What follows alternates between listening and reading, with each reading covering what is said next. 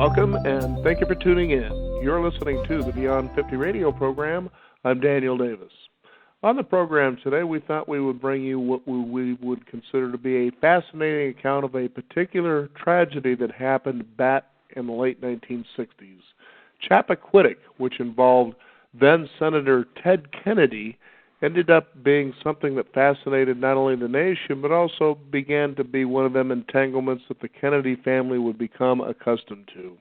Joining us here on the Beyond 50 radio program today is our guest, who has a doctorate in physics, who became interested in this particular case, and he decided to apply his science and scientific background to this to take a look at what was happening and examine the physical and legal evidence that happened with this particular case. I'd like to welcome to the Beyond 50 radio program today our guest, Donald Frederick Nelson. Dr. Nelson, thank you for joining us here on our program today. Well, I'm happy to have the opportunity to talk about the book. You bet. Now, let's talk about why did you become fascinated in Chappaquiddick? What exactly is it for our listeners who may not be familiar with this? Well, I guess my interest started long ago when I heard a rumor that there were two women in the car, which was different than you read in the newspapers. It seemed to answer a couple of questions, so I just took note of it. And then, again, long ago, it was around the year 2000, I saw a program on the A&E channel, Investigative Reports, which reviewed all of the forensic evidence and of the accident, and I happened to chance on it. I watched it, and I found, there are things that support this rumor strongly, and there was nothing there that was contradictory to it. So I had an increased interest, but no idea of writing a book. But then when Kennedy wrote his autobiography and died very quickly there, the Chappaquiddick incident was once again in the newspapers being discussed. And at that time, I had just finished publishing a biography of a grandfather of mine, Andrew Atchison, who had lived just an exemplary life dedicated to others. And I had really enjoyed researching all of the records for that biography.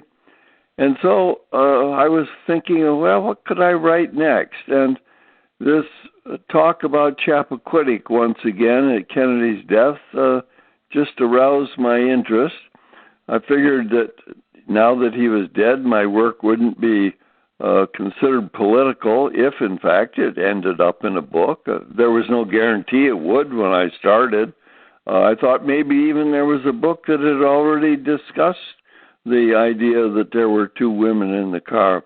So, among other things, I read something like 14 books that have been written about it, but I then began to read all the original records, the inquest in particular, but the Kennedy's report and TV speech, police report, and of course I followed the newspapers, the Vineyard Gazette, the Boston Globe, the New York Times, day by day in the months following the accident, and it developed that I finally believed that there was adequate evidence to support this account and went ahead with the book. It was finally triggered by when I understood Charles Tretter's testimony that no one else had. And we can get to that later, but that was a key sort of aha moment when I said to myself, I do have enough evidence. I should publish a book. Now, let's talk about what Chappaquiddick exactly was and why this story should be relevant even to the world today. Well, Ted Kennedy, of course, at the time was the very popular politician, came from a very powerful and prominent family, the Kennedys. He was being rumored as the likely Democratic Party nominee for president in 1972. So he was front page news apart from this accident. So when this tragedy happened, it doubled the interest of a bad accident because of the fame of the person involved. And of course, the fallout from it did affect presidential politics for the next decade. So it was an important incident even to political historians.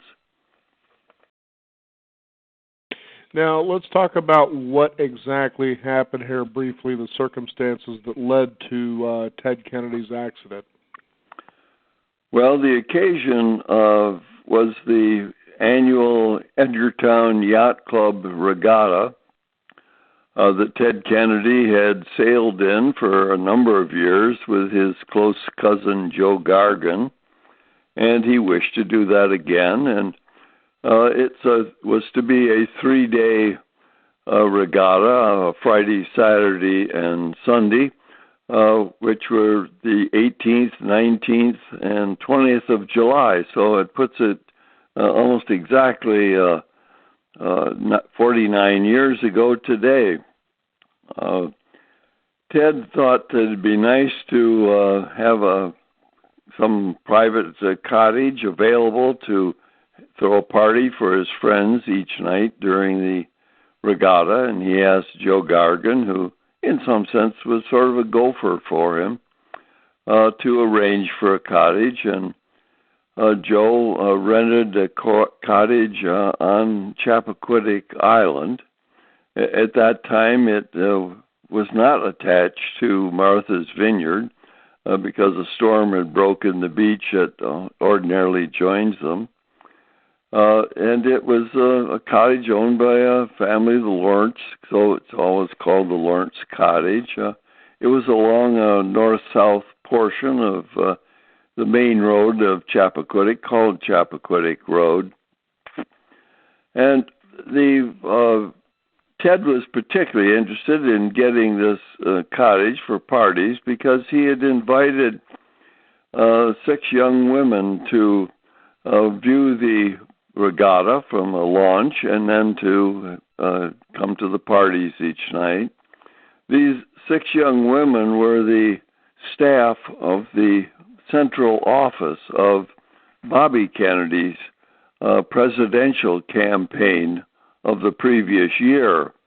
They had a very responsible and high-pressure job, and their office was often called the boiler room, and they were soon tabbed the boiler room girls. They, of course, had a great esprit de corps in their job and were drawn even more tightly together in their grief for when the assassination of Bobby Kennedy occurred just after he won the California primary there in 1968. And Ted had felt he should do something for these young women in their grief and had invited the group up to his Hyannisport home for a long weekend of sailing and socializing and reminiscing and trying to share their grief and get over it. That was in 1968. So in a sense, this was a reprise party for these 6 young women, and the cottage gave the location for a party. He also had 6 men at the party, himself, and I've mentioned Joe Gargan, his cousin. There was also Paul Markham, a one-time United States attorney of Massachusetts. There was Charles Tretter, a political associate who had worked in Ted's campaigns, Ray LaRosa, similarly connected. And then the 6th man was the chauffeur for Ted Kennedy whenever he was in Massachusetts, and that was Jack Crimmins. He was an older man, around 60, and a bachelor. The other 5 were married, but none of their wives attended. And so immediately the rumors started of 6 men without their wives, and 6 young unmarried women were there. And Ted had some reputation already for womanizing and also for occasional heavy drinking. So, immediately rumors started. Imagination, just made out of pure cloth. They just were imagined, and 99% of all of that is not relevant to the story. Now, you apply, you're someone who has a doctorate in physics, so you're applying more scientific investigation to this versus the way it was investigated. What kind of flaws did you feel that you noticed in the investigation with this whole thing? Well, when you read the inquest report carefully, you can't help but come away feeling that there are literally scores of opportunities where more probing questions could have been asked that would have revealed much more about the actual happenings. And there are also people that had things to say relevant to the what happened, and yet were not called. So one develops a great skepticism right away as to the procedures used, and certainly lessens one's confidence, at least in investigations of that era in Massachusetts. I wouldn't call my investigation scientific. My background is that of a research physicist and professor, but it's basically reasoning from facts, as almost anyone would do. The amazing thing is, though, that I am the first person that understood what Charles Tretter testified to at the inquest, and that, to me, is the most remarkable thing I can say about the book, in that when you think of the people at the time who didn't understand what he had said, and all of the analysts who have looked at it since have missed Tretter's important information. Now, let's talk about, first of all, Ted Kennedy's story. This seemed to be something that changed each time he recounted what had happened. What was going on there exactly? Well, we really have to go back to the accident to really understand how he behaved and how the police report that he finally filed came about. Ted survived the accident, and as he apparently climbing out the window on the front seat of the car, he mentioned this to his personal physician that day as his way of escape.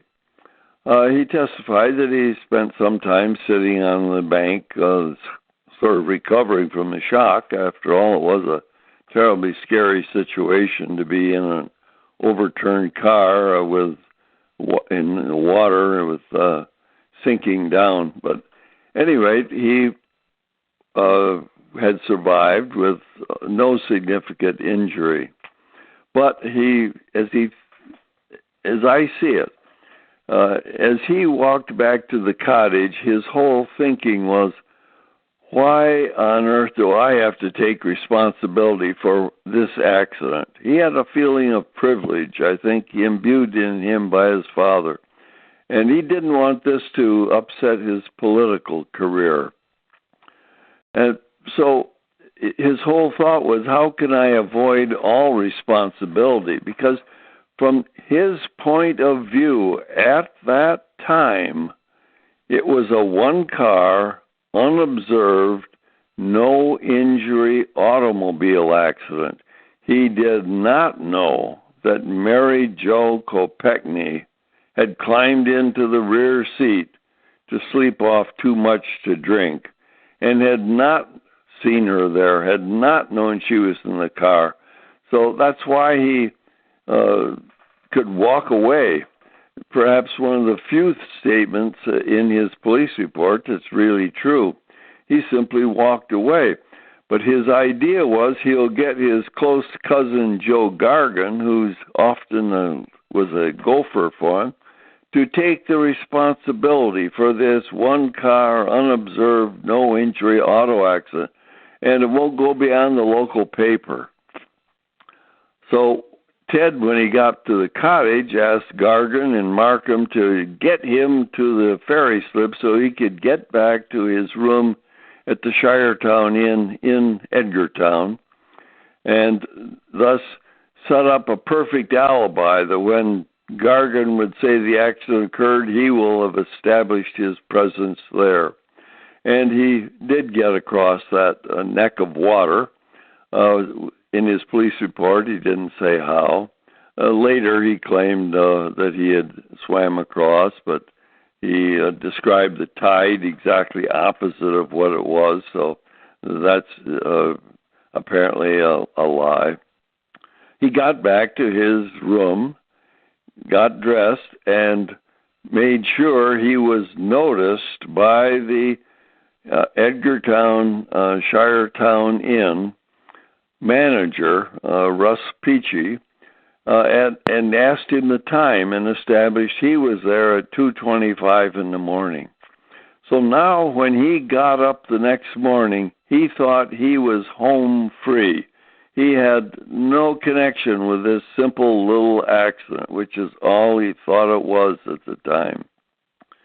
He went down to the office, picked up a paper, spoke to the clerk, headed back for his room, and bumped into two of his sailing pals, Ross Richards and Stan Moore, and they sat down on the deck in front of his room and chatted for a good half an hour, between, say, 7:30 and 8 in the morning, about their previous day races. And both of them and Ross, his wife, Marilyn Richards, who came out of her room and soon entered the conversation. According to all three of them, Ted was his usual, relaxed, amiable, natural self, not a worry in the world apparent.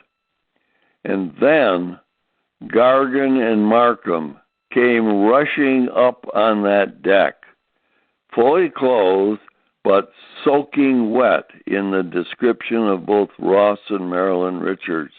What had happened? Well, they demanded to talk to Kennedy in his room, and there was a fair amount of shouting. What had happened was that Gargan, who had agreed to, at that point in time, earlier that evening, to be the driver, had gone that morning with Markham to the crash scene so he could describe it in a police report. And he had also learned the previous night at the cottage that Mary Jo Kopechne was missing, which was strange. Now there were two strange things that had happened that night, and it's quite natural to wonder if they weren't connected. Being soaking wet shows that Gargan and Markham got in the water. They discovered the body of Mary Jo Kopechne in the car. And they rushed back to Edgartown on the first transit of the ferry that morning and confronted him. Now, Gargan would take responsibility for the accident, obviously. Kennedy was going to have to own up to being the driver. Well, he needed advice. What was he going to say? Excuse me. He said he needed to call various friends, and Gargan suggested they use the phone at the ferry shed on the Chappaquiddick side. It was a public phone, but would be private. They could keep people away. There weren't phones in the rooms in that era. And Kennedy talked for nearly an hour on the phone, calling family physician Burke Marshall, his chief of staff in Washington, other aides and advisors. But he hadn't come up with what he could now say, because his problem was he now had to cover up a false alibi. Why had he walked away from the accident?